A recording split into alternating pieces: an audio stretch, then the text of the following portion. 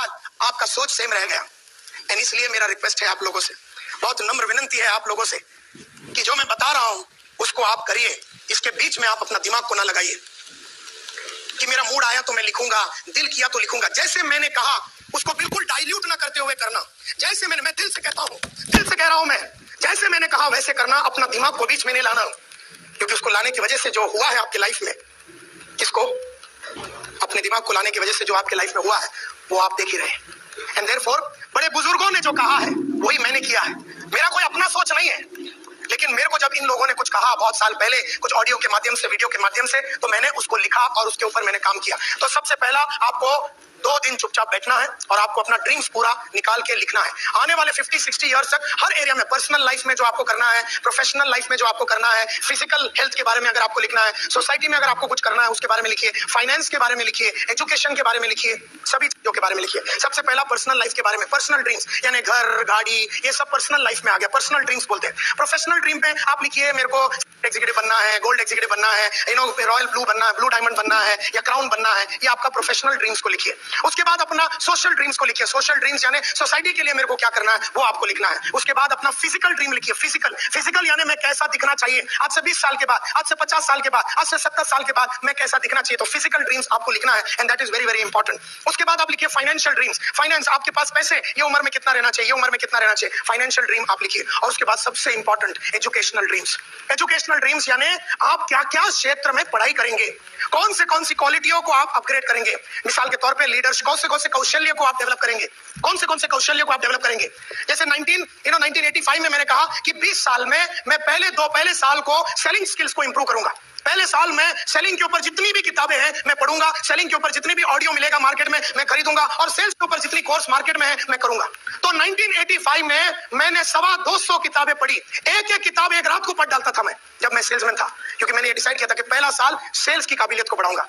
उसका अगला साल 1986 मैंने कहा कि पूरी साल भर में मैं एक कौशल्य को डेवलप करूंगा, वो मेरी बोलने की जो कलाकारी है, जो कम्युनिकेशन स्किल्स बोलते हैं, उसको मैं डेवलप करूंगा। उस साल में मैंने करीबन 4 अलग-अलग प्रोग्राम किए और कई बॉडी लैंग्वेज के ऊपर अलग-अलग किताबें मैंने पढ़ी, ऑडियो वीडियो मैंने पढ़े देखे और वो मैंने डेवलप किया। यानी 20 साल में मैं कौन कौशल्य को डेवलप करूंगा ये मैंने डिसाइड किया था। Leadership skills, conflict management skills, crisis management skills, human relation skills. एक साल मैंने बोला था ये साल मैं ह्यूमन रिलेशन स्किल्स को डेवलप करूंगा, ये साल मैं नेगोशिएशन स्किल्स को डेवलप करूंगा, ये साल मैं लीडरशिप स्किल्स को डेवलप करूंगा, ये साल मैं टाइम मैनेजमेंट स्किल्स को डेवलप करूंगा। क्योंकि एक कौशल्य डेवलप नहीं करोगे तो मार्केट में सपनों को पूरा करने के लिए जो क्वालिटियां लगती है वो क्वालिटियां नहीं होती है इंसानों में। देयरफॉर पहले तो आपको अपना पर्सनल ड्रीम लिखना है, सेकंड आपको अपना प्रोफेशनल ड्रीम लिखना है, थर्ड आपको अपना सोशल ड्रीम लिखना है, फोर्थ आपको फाइनेंशियल ड्रीम लिखना है, 5 आपको फिजिकल ड्रीम लिखना है, 6 आपको लिखना है एजुकेशनल ड्रीम और 7th आपको लिखना है स्पिरिचुअल ड्रीम्स। स्पिरिचुअल यानी आप भगवान के साथ का आपका जो कनेक्शन, अल्लाह के साथ जो आपका कनेक्शन है या फिर जीसस क्राइस्ट के साथ जो आपका कनेक्शन है, आप स्पिरिचुअल ड्रीम्स के बारे में लिखिए कि आप किस तरह के इंसान बनना चाहेंगे।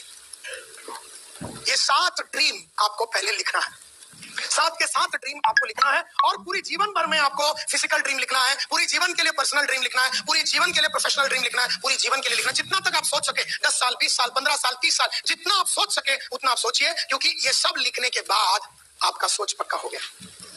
आपका सोच पक्का हो गया, इतना सारा मजबूत हो गया ना सोच, फिर कुछ भी हो जावे, भूचाल आ जावे, कुछ भी हो जाए, आपकी पूरी अगर आपका पूरा करियर ही बिगड़ जावे किसी कारणवश या हेल्थ बिगड़ जावे, फिर भी अगर सोच बाकी रह गया ना तो फिर उठा सकेंगे आप।